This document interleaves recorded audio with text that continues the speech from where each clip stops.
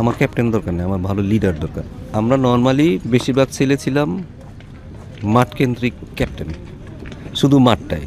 Last সিরিজে আমার সাথে লিটন আসছে, লিটন এসে আমার সাথে প্রায় 3 ঘন্টা কথা বলছে। স্যার আপনি একটু চুপ হয়ে গেছেন কেন, আপনি ছেলেদের সাথে একটু। ও আমার যে ফলগুলো হয়েছে সেগুলো সরাসরি মুখের উপরে বলে দিছে, আপনি ট্রেনিংয়ের সময় এরকম থাকবেন, এরকম করবেন না। ক্যাপ্টেন হিসেবে এখন লিটনকে আপনি কিভাবে দেখছেন? যখন প্লেয়ার দেখতেন আর ক্যাপ্টেন লিটনের মধ্যে কোনো পার্থক্য আছে কিনা? লিটনের ক্যাপ্টেন্সি তো শুরু করছে হয়তো কুমিল্লা থেকে। কারণ আমার কাছে মনে হয়েছিল যে ওর সাথে কথা বলে, ইন্ট্রোভার্ট ছেলে ছিল, কথা কম বলতো, দেখলে মনে হতো সবাই একটু মিসআন্ডারস্ট্যান্ডিং করে, কথার মধ্যে রসকস কম ছিল। তা সবাই মিসআন্ডারস্ট্যান্ডিং করে, ওর সাথে কথা বলে সবাই মনে করো যে আর ছেলেটা কীভাবে কথা বলে। আসলে অ্যাকচুয়ালি ওর কথা বলার ধরনটা এর, ওগুলাও থেকেও সে অনেক ওভারকাম, কমিউনিকেশন স্কিল অনেক বাড়ছে। অ্যাজ এ থিঙ্কিং ক্রিকেটার যদি বলেন, আমি মনে করি অনেক ওয়ান অফ দ্য বেস্ট বাংলাদেশে, যে আসলে মাথা ভালো, চিন্তা করে ক্রিকেট নিয়ে, কীভাবে সূক্ষ্ম সূক্ষ্ম বিষয়গুলো চিন্তা করে। সো যেটা ক্যাপ্টেন্সিতে তার প্রচুর হেল্প করবে। এবং সেই সাথে তার যদি কমিউনিকেশন স্কিল আরও বেটার হয়, সে আরও ভালো ক্যাপ্টেন। কারণ ক্যাপ্টেন তো কোনো সময় আসলে না দিলে তো বোঝা যাবে না। সো ডে বাই ডে সে ইমপ্রুভ করতেছে, ভবিষ্যতে আরও ইমপ্রুভ করবে। এবং যেই নর্মালি যে কোনো ক্যাপ্টেনকে আপনি শান্ত বলেন, মিরাজ বলেন, যারা যেই ফর্মেটে করছে, তাদেরকে আসলে একটু সময় না দিলে তারা ভালো ক্যাপ্টেন হয়ে উঠতে পারবে না। কারণ এটা এক দুই সিরিজের বিষয় না। এবং ড্রেসিং রুমের, যখন আমি জানবো যে ড্রেসিং রুমে যে আমি নেক্সট 1 বছরের ক্যাপ্টেন, তখন কিন্তু একটা আলাদা রেসপেক্টই চলে আসে অটোমেটিক্যালি। কিন্তু আপনি যখন সিরিজ বাই সিরিজ দিবেন, তখন আসলে ড্রেসিং রুম থেকেও রেসপেক্টটা আসে না। এটাই নিয়ম দুনিয়া। কারণ যদি পরের সিরিজে আমি যদি না থাকি, আপনি কীভাবে, আপনি হয়তো আমাকে পাত্তাই দিবেন না। তো আমার মনে হয় যে তাদেরকে একটু সময় দিলে তারাও ভালো ক্যাপ্টেন হবে, এবং তারা বুঝতে পারবে, এবং তারা দীর্ঘমেয়াদী পরিকল্পনা কীভাবে টিমটাকে আগায় নিতে পারে। তবে লিটনের পরিকল্পনা খুবই ভালো, কিন্তু টি-20তে কীভাবে সে টিমটাকে আগায় নিছে। এবং এই যে প্লেয়ার ধরেন মোটামুটি সবাইকে ঘুরে ফিরে খেলানো, এইসব চিন্তাধারা, পেস বোলারদের রেস দিয়ে খেলানো, মুস্তাফিজ ছাড়া হইলে আমরা কীভাবে, মুস্তাফিজ তাসকিনে ছাড়া আমাদের খেলতে হবে, কারণ ওরা যে কোনো সময় ইনজুরি হতে পারে, তাদেরকে ছাড়া তো আমাদের খেলতে হবে। তো এই ধরনের আসলে ছোটো ছোটো চিন্তা কিন্তু লিটনের মাথা থেকে আসছে। আমার তার মানে তার সঠিক পরিকল্পনা নিয়ে সে কিন্তু ওয়ার্ল্ড কাপ পর্যন্ত সে চিন্তাভাবনা করছে। তো আমার মনে হয় যে আস্তে আস্তে আরও বেটার হবে। যারা যেই ফর্মেট আছে তারা যদি এইভাবে চিন্তা করে, যেমন শান্তর কথা বলে যে এই সিরিজটা আমরা এরকম উইকেটে খেলবো, কারণ আমাদের ওরকম করতে হবে, আমার 4টা পেস বলার রেডি করে রাখতে হবে। সো এই যে চিন্তা ভাবনা, এগুলো আসলে ছেলেদের যখন লম্বা সময় ধরে থাকে না, তখন তারা ভালো চিন্তা করতে পারে, এবং টিমের জন্য তারা সঠিক চিন্তাটা করে। হয়তো অনেক সময় শর্ট টার্ম চিন্তা করতে যেয়ে আসলে রেজাল্টটা হয়তো আমরা নিয়ে নিছি, কিন্তু আমরা প্লেয়াররা তৈরি করিনি। বাট এখন কিন্তু আপনি এই দুইজন, এরা না খেললে এরা খেলতে পারবে, এরা না খেলতে এরা খেলতে পারবে। অ্যাটলিস্ট আপনার কিছু বেঞ্চেও ভালো প্লেয়ার থাকবে, যাদের ইন্টারন্যাশনাল খেলার অভিজ্ঞতা থাকবে। তো এরকম ছোটো ছোটো চিন্তা ভাবনা দীর্ঘমেয়াদী হলে তখন অনেক বেটার হয়, ক্যাপ্টেনের জন্য অনেক সুবিধা হয়, টিমটাও আসলে একটা ভালো স্টার পজিশনে যায়। স্যার লিটনের কথা যেটা বলছিলেন, এক সময় মানে আমরা সবাই জানতাম যে লিটন ইন্ট্রোভার্টই, আসলে কথা কম বলতো, এমনি তো প্রেস হোক মিডিয়া হোক সব জায়গায় এখনও কম বলে, তখন আরও কম বলতো। ওইটা কি আসলে ক্যাপ্টেন হওয়ার পরেই চেঞ্জ হয়েছে কিনা, বা আপনার সাথে এরকম কোনো কথাবার্তা হয়েছে কিনা, বুঝতে পেরেছে কিনা যে অন্য ক্রিকেটারদের সাথে কথা বলাও প্রয়োজন, ইভেন ওই ব্যাপারটা একটু এক্সট্রোভার্ট হওয়ার চেষ্টা করা প্রয়োজন?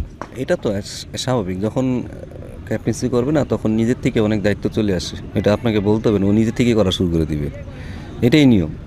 যখন দায়িত্ব না দিলে তো আপনারা বুঝবেন না যে আসলে ও কী করতেছে না করতেছে। তো এই কারণে আমি মনে করি যে যত দিন যাবে আরও বেটার হবে।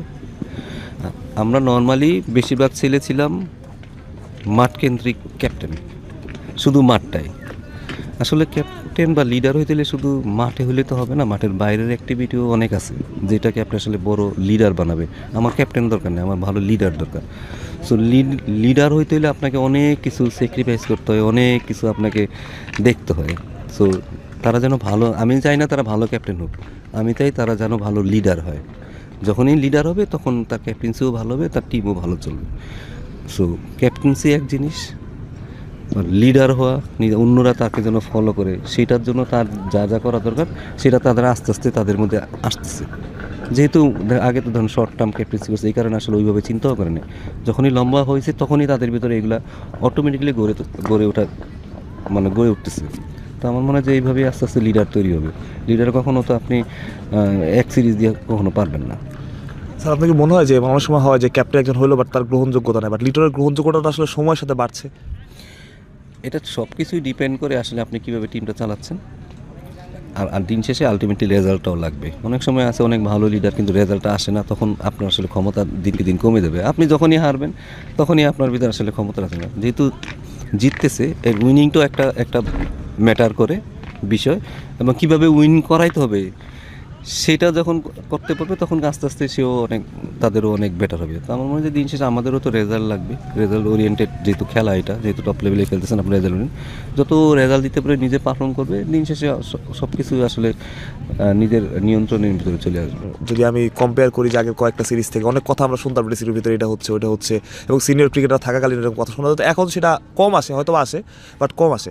কিন্তু তারপর আসলে লিটন দাসের ওই অভিযোগটা যে ওনার সাথে কথা না বলে আসলে একজন ক্রিকেটার নেওয়া বা একজন ক্রিকেটারকে বাদ দেওয়া, এটা আসলে আপনি কিভাবে ডিফাইন করবেন? দেখুন এইখানে আমাদের অনেকটা রোল আছে, আমাদের বলেন যে ম্যানেজমেন্ট বলেন, আমাদের সাইড থেকে অনেক রোল আছে। ওইটা আমার মনে হয় যে এটা আমরা অবকান করে ফেলছি এবং খুব সুন্দরভাবে। এখন যেহেতু রাজ্জাকও আছে ড্রেসিং রুমে, বোর্ড ডাইরেক্টর আছে, এখন ছেলেদের অ্যাক্সেসটাও ভালো হবে। এটা বেটার করার জন্য বোর্ড যেহেতু করছে, আমার মনে হয় এটা ব্যাটারি হচ্ছে, এবং অনেক সময় মিসআন্ডারস্ট্যান্ডিং হয়ে যায় কমিউনিকেশন গ্যাপের কারণে। সো এইগুলা যেহেতু ছোটোখাটো হয়েছে, এবং ওইটা নিয়ে পড়ে থাকলেও তো চলবে না, এটা লিটনকেও বেটার করতে হবে, ওই সাইড থেকেও বেটার হয়, সব দিক থেকে যেন বেটার হয়। এবং সেটা আমার মনে হয় যে আমরা খুব তাড়াতাড়ি খুব দ্রুত এটা করে ফেলতে পারছি। এখানে বললাম যে এখানে আসলে আমরা যারা কাজ করি লোকাল দেশ, তাদের অনেক ভালো রোল প্লে করতে হয় বোথ সাইডে। তো আমার মনে হয় যে এটা খুব ভালো একটা সুন্দরভাবে শেষ হচ্ছে, এবং এটা বলবো যে এটা আর হবে না আমার মনে ভবিষ্যতে, আমি মনে করি এইভাবে আসলে কাজ করতে হবে।